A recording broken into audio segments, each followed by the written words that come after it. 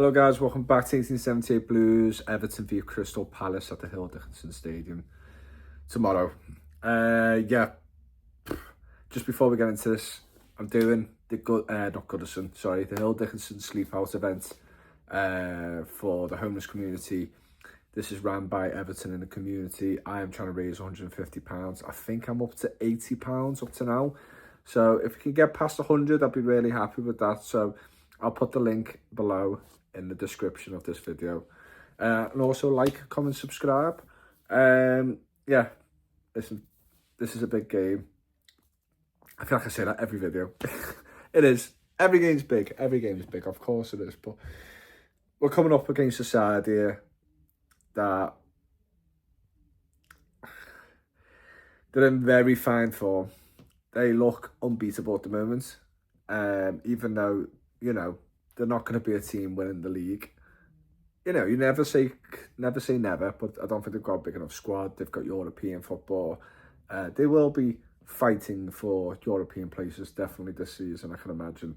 With Glasner in charge, anything could happen because he's working wonders with them. Losing Eze and Elise in recent years, and look how they're performing still. It's just fantastic. But I hope it won't be fantastic against us. This is a test for us. Probably the toughest test we've had at home up to now. I know Brighton can be a decent team, but this is definitely our hardest fixture at home. But we need to improve. 2 draws now. Not really convinced with any of the draws. I think Aston Villa, we should have probably won that game, to be honest. We were a lot better than them. But the West Ham game was a bit concerning.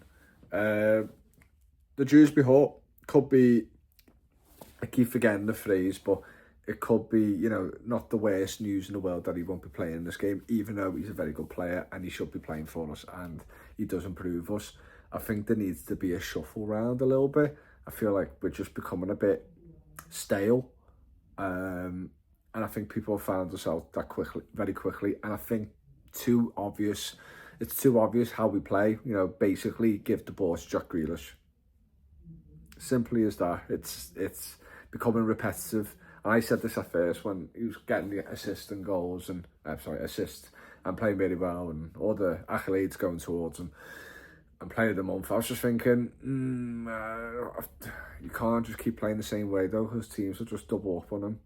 And I thought against West Ham he was poor with his decision making, and also just doing the same thing every time. And I think he should have been smashing the ball straight into the box straight away. First touch, bang, straight in the box, or maybe right away. When you get the ball, just cross it in. You've got the ability to do it. And you've got Barry and Beto who are probably better when a ball just comes at them. They're quite instinctive players, I can imagine, from what I've seen from Barry up to now. Beto certainly is that player. I think Beto makes smart runs in the open field where, he's trying to get in behind someone. That's fine. But in the box, I don't think he's the smartest in finding a good position and making them little slight movements that makes a difference. Grealish had Haaland to deliver the ball to, and Alvarez and that at City. So it's a different kettle of fish. And I think you really just got to make it, you've got to keep challenging the defenders. You've got to keep putting them crosses in the box, making them do something. Beto might come alive if the ball comes to him in the box. Barry might be the same. And I don't think we've seen enough service, even though I don't think their performances still have warranted anything. The service hasn't been great to them recent games, and it does need to change. And if Grealish has to go down the middle, put Tyler Diblin on, and Dye goes, like, my ideal right now, I'm being serious, I think I would have Grealish down the middle and Dye on his natural position on the left, because I think he's really struggling on the right. I don't know why I keep getting David Moyes saying he's thought he played well and stuff. I thought he was mediocre. And have Diblin on the right. This is a chance for the players like Diblin to prove why he's taking a step up and come to Everton. Oh, I've Garner Gay in the middle with James Garner. That is 100% how the side should be, and I would probably put Barry up front. You could argue for Beto because he scored against Palace last year, um, and he seems like he's lost his physical edge and like his work rate. Maybe I would probably put Barry. I know it's a bit of a risk, but I think Beto needs to be hungry coming on and trying to prove something if the game's still at a tight scoreline and stuff. Um, and then I have Mikalenko, Keane, Tarkowski, as we've got literally no choice. Um, I do worry about O'Brien being at right back. I'll be perfectly honest. I don't know if it's a game maybe for Patterson, and I don't listen. I can be fair to say I'm not a fan of Patterson, but he can't be shit overnight. And he was decent at Rangers. Rangers are very sad to let him go, and I know it's at a different level, but he still played in European competitions. You know, he still played well in them, and it's different, obviously, proposition they've come up against, and plays for Scotland as well. He's not completely shit. There's a player in there, maybe not good enough for the Premier League or Everton, I don't know, but I just want to see a natural right back. And if we have to suffer with him playing not great, I don't know. I think O'Brien.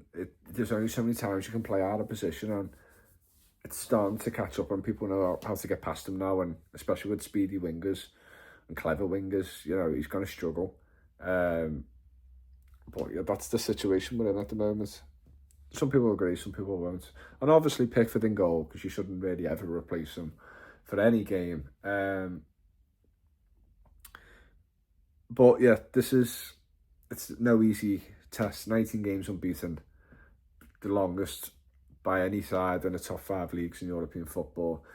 Beating the champions 2-1. But it's going to have to come to an end. You know, why does it have to be a big top 6 team to, you know, most likely end Crystal Palace's run? It could be, you know, you've seen this before with just random teams going to beat a team who haven't lost in ages, and it could be like a Fulham, a Brentford or something. Things can happen. The Premier League is unpredictable. You know, they're going to be up for it, obviously, because they're going to want us to be the first team, and like any team right now, want to be the first team to win it. At this new stadium of ours, and you know, West Ham have taken the accolades for the first professional game, you know, team to score, which I said it was going to happen. It was just coming. We haven't been too convincing defensively at home, I feel. So yeah, very, very hard to predict because, you know, like again, Premier League's very unpredictable. Most people will probably say Crystal Palace or a draw.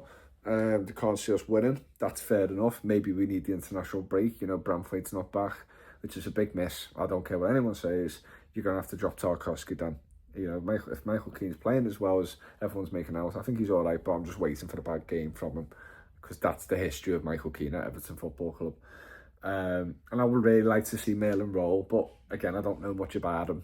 I haven't seen much about him when he's played for one game, I think it was. But it's good to have more options.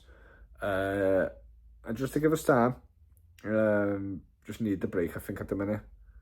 We didn't need the break in the first international break because ever since then we haven't won a game. So I hope we pull out a performance. I think Everton, us fans are warranting it at home. I think it's been a bit just 50-50. It's not been great. Again, creating chances, but the strikers aren't putting them away, or other players aren't putting them away in the team. But I think Beto or Barry needs to really be a bit more. I don't know. There needs to be more from them off the ball. I need to see that hunger, and I'm not seeing it.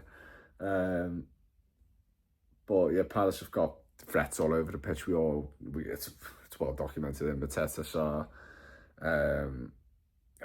listen, anyone could get a score sheet for Palace at the moment. They're playing that well. But we'll see. I think it's going to be personally 3-1. Not 3-1. Jesus fucking Christ. I think it's going to be 1-0 to us. I think we're going to cancel them out. I think it's going to be.